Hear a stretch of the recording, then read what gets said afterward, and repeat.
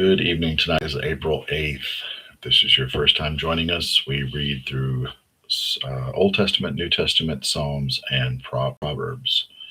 We are in Deuteronomy 32, 28 through 52, Luke 12, 35 through 59, Luke 12, 35 through 59, Psalms 78, 56 through 64, and Proverbs 12, 24. Tonight's going to be a quick one tonight. I think we're wrapping up Deuteronomy, if I'm not mistaken. Nope. Yes, tomorrow is the last night of Deuteronomy. Let's try again. April 10th. April 10th, we start getting into Joshua. Okay. So we like to do the Lord's Prayer every night before we get started. Join in if you will, please. Our Father who art in heaven, hallowed be thy name. Thy kingdom come, thy will be done on earth as it is in heaven. Give us this day our daily bread. Forgive us our trespasses as we forgive those who trespass against us. Lead us not into temptation, but deliver us from evil. For thine is the kingdom, the power, the glory forever and ever. Amen. Deuteronomy 32, 28 through 52. They, Israel, are a nation of idiots. They don't know enough to come in out of the rain. If they had any sense at all, they'd know this. They would see what's coming down the road. How could one soldier chase 1,000 enemies off, or two men run off 2,000, unless their rock has sold them? Unless their rock has sold them. I thought I read that wrong. Unless God has given them away, for their rock is nothing compared to our rock. Even our enemies say that. They're a vine that comes right out of Sodom. Who they are is rooted in Gomorrah. Their grapes are poisonous grapes, their grape clusters bitter. Their wine is rattlesnake venom mixed with lethal cobra poison. Don't you realize that I have my shelves well stocked, locked behind iron doors? I'm in charge of vengeance and payback, just waiting for them to slip up. And the day of their doom is just around the corner. Sudden and swift and sure, yes, God will judge his people, but oh, how compassionately he'll do it. When he sees their weakened plight, and there is no one left, slave or free, he'll say, so where are their gods? The rock is where they sought refuge. The gods who feasted on the fat of the sacrifices and drank the wine of their drink offerings, let them show their stuff and help you. Let them give you a hand. Do you see it now? Do you see that I'm the one? Do you see that there's no other God besides me? I bring death and give life. I wound and I heal.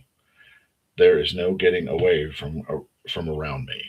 I raise my hand in solemn oath. I say I'm always around, but the very life I promised, when I sharpen my lightning sword in executive judgment, I take vengeance on my enemies and pay back those who hate me. I'll make my arrows drunk with blood. My sword will gorge itself on flesh, feasting on slain and captive alike. The proud and vain enemy corpses. Celebrate nations, join the praise of his people. He avenges the deaths of his servants. He pays back his enemies with vengeance and cleanses his land for his people. Moses came and recited all the words of this song in the hearing of the people, he and Joshua, son of Nun. When Moses had finished saying all these words to all Israel, he said, take to heart all these words to which I give witness today, and urgently command your children to put them into practice. Every single word of this revelation, yes, there is no small matter for you. It's your life. In keeping this word, you'll have a good and long life in this land that you're crossing the Jordan to possess. The same day God spoke to Moses, climb the Abram mountains to Mount Nebo in the land of Moab, overlooking Jericho, and view the land of Canaan that I'm giving to the people of Israel to have and to hold. Die on the mountain that you climb and join your people in the ground, just as your brother Aaron died on Mount Hor and joined his people. This is because you broke faith with me in the company of the people of Israel at the waters of Meribah Kadesh in the wilderness of Zin. You didn't honor my holy presence in the company of the people of Israel. You'll look at the land spread out before you, but you won't enter it, this land that I'm giving to the people of Israel. A little disheartening for Moses, wasn't it? Deuteronomy 32, 28 through 52, God calls Israel foolish for rejecting wisdom. They abandoned him, so consequences follow. Moses is reminded he will see the promised land, but not enter it because of his disobedience. The takeaway is, do You don't get to ignore God and expect his protection. Even leaders are held accountable. Obedience matters at every level. Luke 12:35 through 59. Keep your shirts on, keep the lights on. Be like house servants waiting for their master to come back from this honeymoon. Awake and ready to open the door when he arrives and knocks. Lucky the servants whom the master finds on watch. He'll put on an apron, sit them at the table, and serve them a meal, sharing his wedding feast with them. It doesn't matter what time of the night he arrives, they'll awake and so blessed. You know that if the house owner had known what night the burglar was coming, he wouldn't have stayed out late and left the place unlocked. So don't you be lazy and careless.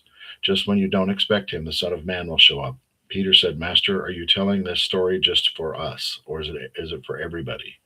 The master said, Let me ask you, who is the dependable manager, full of common sense, that the master puts in charge of his staff to feed them well and on time? He is a blessed man if when the master shows up, he's doing his job. But if he says to himself, The master is certainly taking his time, begins beating up on the servants and maids, throws parties for his friends, and gets drunk, the master will walk in when he least expects it, give him the thrashing of his life, and put him back in the kitchen peeling potatoes. The servant who knows what his master wants and ignores it, or insolently does whatever he pleases, will be thoroughly trashed. But if he does a poor job through ignorance, he'll get off with a slap on the hand. Great gifts mean great responsibilities. Greater gifts means greater responsibilities. I've come to start a fire on this earth. How I wish it were blazing right now. I've come to change everything, turn everything upside right side up. How I long for it to be finished. Do you think I came to smooth things over and make everything nice? Not so. I've come to disrupt and confront. From now on, when you find five in the house, it will be three against two and two against three, father against son and son against father, mother against daughter and daughter against mother, mother in law against bride and bride against mother in law. Then he turned to the crowd. See when you see clouds coming in from the west, you say storm's coming, and you're right. And when the wind comes out of the south, you'll say this will be a hot one. And you're right, frauds. You know how to tell a change in the weather, so don't tell me you can't tell a change in the seasons, the God season we are in right now. I'm definitely in a God season right now. You don't have to be a genius to understand these things. Just use your common sense, the kind you'd use if while being taken to court, you decided to settle up with your accuser on the way, knowing that if the case went to the judge, you'd probably go to jail and pay every last penny of that fine. That's the kind of decision I'm asking you to make. Breakdown of Luke 35 through 59, Jesus is saying, Stay ready, stay sharp, be like servants waiting for their master, alert, disciplined, prepared. He also brings tension. Truth divides people. You're responsible for reading the moment spiritually. Settle things now before judgment comes. The takeaway: stop drifting, live ready, not reactive. You know enough truth already, act on it. Psalm 78:56 through 64. But they keep giving him a hard time, rebelled against God, the high God, refused to do anything he told him. They were worse, if that's possible than their parents, traitors, crooked as a corkscrew. Their pagan orgies provoked God's anger. Their obscene idolatries broke his heart. When God heard their carryings on, he was furious. He posted a huge no over Israel. He walked off and left Sheol empty, abandoned the shrine where he had met with Israel. He let his pride and joy go to the dogs, turned his back on the pride of his life. He turned them loose on the fields of battle, angry. He let them fend for themselves. Their young men went to war and never came back. Their young women waited in vain. Their priests were massacred, and their widows never shed a tear. Breakdown of Psalms 78, 56 through 64 is Israel keeps testing God, chasing, chasing idols after everything he did for them. So God lifted his protection. They faced defeat and lost. The takeaway says repeated disobedience leads to withdrawn covering. God is patient, but not endlessly ignorant, but not endlessly ignored. Proverbs 12:24. The different find freedom in their work. The lazy are oppressed by work. There's a lot of that going on in the world right now. The diligent find freedom in the work. The lazy are oppressed by work. It's hard to find and get these kids to work nowadays. Proverbs 12:24. The diligent will rule, but the lazy will be put to forced labor. The takeaway says discipline equals freedom.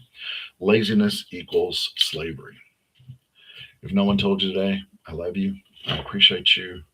Thank you for hanging out with me. Tonight was a short one. 10 minutes. That's the shortest one we've had. I think tomorrow night's going to be short too. So, guys, I love you. I love you. I love you. You have a better than good night, and we will see you tomorrow. It'll be April 9th. Be safe. Have a better than good day.